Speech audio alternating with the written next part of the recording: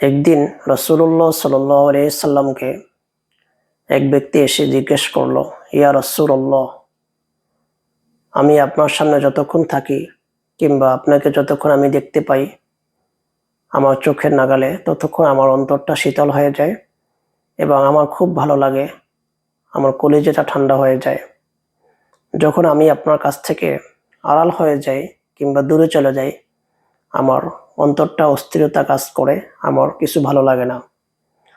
আমি কি আপনার সাথে মৃত্যুর পরও থাকতে পারবো কিংবা আপনার সাথে আমি আপনার দেখা পাবো?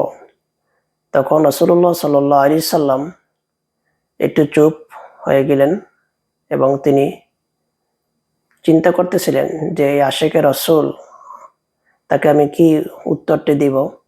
তখন আল্লাহ রাব্বুল আলামিন জিবরাইলের মাধ্যমে রাসূল সাল্লাল্লাহু আলাইহি সাল্লামকে জানিয়ে দিলেন যে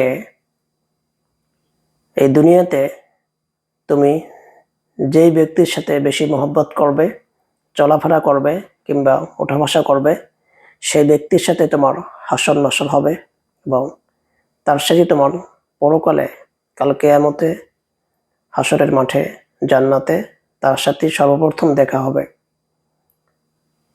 তাই আমরা এই কথা থেকে বোঝা যায় যে দুনিয়া আমরা ভালো মানুষের সাথে চলবো এবং ভালো যারা দিনদার পরেজগার চিন্তা করবেন যে আমার চেয়ে যে ভালো তার সাথে চলার চেষ্টা করবেন। তাহলে আপনি ইলম শিখতে পারবেন, ভালো কাজ শিখতে পারবেন এবং দুনিয়াতে আপনার জন্য কল্যাণ এবং পরকালেও আপনার জন্য কল্যাণ। আল্লাহ তাআলা আমাদেরকে কথাগুলো আমল করার তৌফিক দান করেন।